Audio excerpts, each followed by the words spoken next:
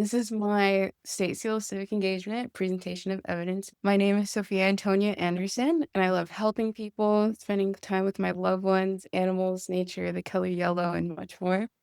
After I earn my diploma, I want to attend my local community college, and I want to earn my degree in general communication and education, and I want to explore careers in the medical field. Some of the things I love, my friends, my animals, the beach, my sister. The problem I chose to address is homelessness. I'm going to address some of the root causes. The first one being the lack of low cost housing, and the second one being limited scale of housing assistance. Poverty goes hand in hand with these two.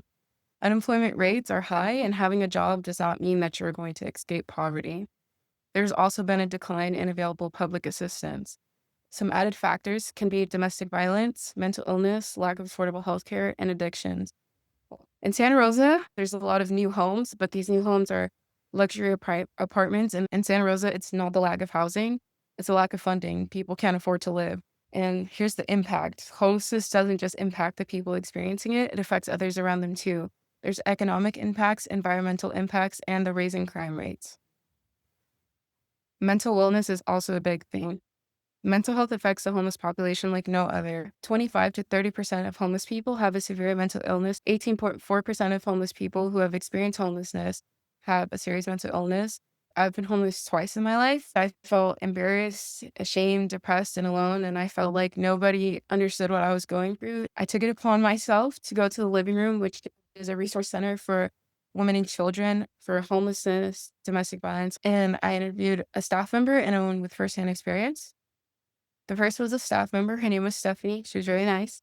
When I asked her to tell me what it's like being a staff member at the living room, she said, "It's difficult but inspiring at the same time. It can be challenging to give hard news, but uplifting to give good news." And when asking her about her favorite part of her job, she said, "Watching women who come in broken grow." This is the second woman I interviewed. Her name is Victoria Yanez, and she's 71 years old. I talked to this woman for nearly 2 hours. She was really wonderful, and her story was really inspiring. Some of her homeless experience was she made it to Santa Rosa from Fresno.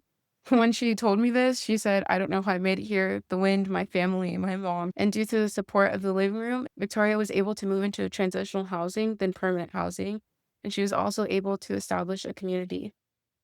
Some of my favorite quotes from Victoria were, "You think you're doing good, but if you don't deal with your issues, they're going to stick with you and F your life up." And the second quote being, "As things happen to you, you don't see it as it is until after it happens."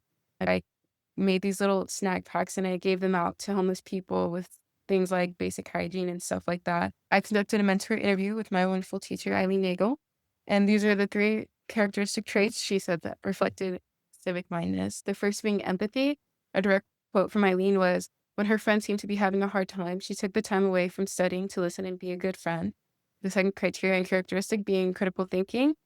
She said, "I take every assignment I do seriously and I do an excellent job and go beyond and above what my fellow students would do." And the third characteristic being awareness, that I was the first student to jump at the opportunity to be a part of the leadership council. Criteria 4 is self-reflection. I love making a pretty slideshow. I learned that I have great research skills and feelings I didn't realize I had. And it helped me grow by opening up my perspective on different aspects of issues contributing to homelessness. It makes me not feel afraid to speak up and aim for change. It makes me want to do research on issues in my community and continue to be involved. If somebody was looking to be civically engaged, I would tell them that it's a really good feeling. I know a lot of students here at John Muir Charter School have been through things that prevented us from achieving higher goals in academics. But for me, this made me feel like I was still able to achieve something. And so I would say if you're thinking about it, do it. My final thoughts are that I took way too long doing this, but it was worth it. Thank you. The end.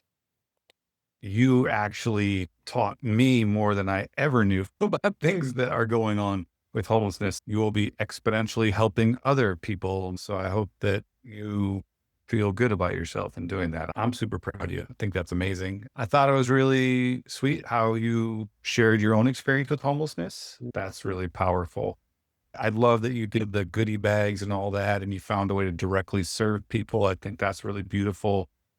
Acknowledging the consequences, the cost to society of homelessness, I think is one of the main points we need to educate people on. People think it's not my problem. I'm not affected by it. Actually, we all are. You did a great job. I'm really proud of you. I like how with the Sophia, she didn't make the story about herself, saying I was homeless and then went on. She added it as a piece of it, the fact finding.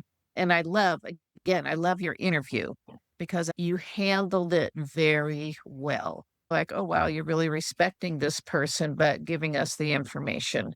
I think this will be long lasting. So, final thoughts are to you. What advice you have for others that are going to take this on? We've all been through our own thing. Being able to have access to this is just such a rewarding feeling because it makes you feel like you can still achieve something, even though you've had things in your life that you've had to overcome. And although your school experience has been like tainted or whatever, you can still achieve something higher. Thank you all.